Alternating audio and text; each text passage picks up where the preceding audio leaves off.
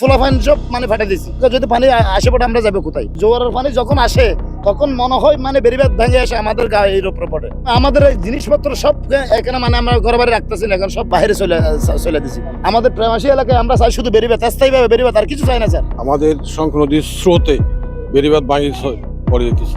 না, এবার পরিস্থিতি বেশি ভাই, এবার পরিস্থিতি বেশি খারাপ। এবার যদি মানে বেরিবাদ যদি ঠিক না করলে বুঝিবাদ আর প্রেমাসী মানুষ মানে একটু থাকতে পারবে না, এখানে সব লোক চলে যেতে হবে। আমাদের মানে কি বিভিন্ন ধরনের ঘর বাড়ি সম্পূর্ণ যাইব কই, এখন কিছু থাকতো না। এখন এই হাঁড়ি আছে হারাইয়ান 2-4 দিনের ভিতরে ইয়ান যদি হন হাস নগরলি প্রবাসীর মানে সম্পূর্ণ বেউ মানে কি বাসে যাইব কই। আমাদের স্রোত যখন মানে বেরিবাদের সঙ্গে বাড়ে হয়, সেই জন্য মানে মানে কি ইয়ে হয়ে যায়। হাফ বেশি মানে দুর্গে সাইডে মানে কি এখানে হাফ চলে আসছে, কুম এখানে হাসে চলে আসছে একদম গভীর। এখানে মানে কি বলক এত ছোট ছোট টুকরা বলক দিলে হবে না, একটা না দুটো না, ও মানে বিচের সামনে যে এগুলো দিচ্ছে এরকম বড় বড় বলক দিতে হবে এই বেরিবাঁধে।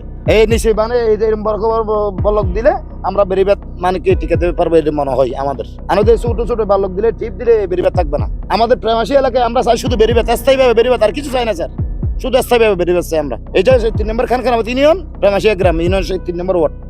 তারাও মানে কি এখানে কিছু কিছু মানে কি জিনিস এখানে এমপি সাহেব আসছিল এদিন, এই টিপগুলো দিচ্ছে এমপি সাহেব বলছে এই টিপ দিচ্ছে ইয়ার বা দিদি ও ছোট ছোট মানে কি জিও ব্যাগ দিচ্ছে, মানে এই জিনিসটা দিয়েও মানে কি আমরা কি রক্ষা করতে পারতেছি না।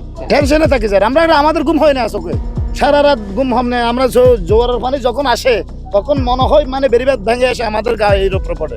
আমরা ঘুম, আমাদের এই জিনিসপত্র সব এখানে মানে আমরা ঘর বাড়ি রাখতেছি না, এখন সব মানে কি বাইরে চলে দিছি, সব বাইরে মানে পাঠিয়ে দিছি। কেন? ফুলাফাইন সব মানে পাঠিয়ে দিছি। যদি আমাকে যদি পানি আসে পড়ে আমরা যাবো কোথায়? এবং এখানে কোনো আশ্রয় কেন্দ্র নেই এই প্রেমাসী এলাকায়, থাকবো কোথায় আমরা? আমাদের আর কিছু না, আমাদের শুধু স্থায়ীভাবে বেরিবাদ। আমরা এই জিনিসটা চাই, আর কিছু চাই না। ও বেরিবাদ টিকাতে হলে বড় বড় মানে 2 না 3 1-1.5 টন এরকম কাভার করে বলক দিতে হবে, তুই বেরিবাদ টিকবে মনে হয়।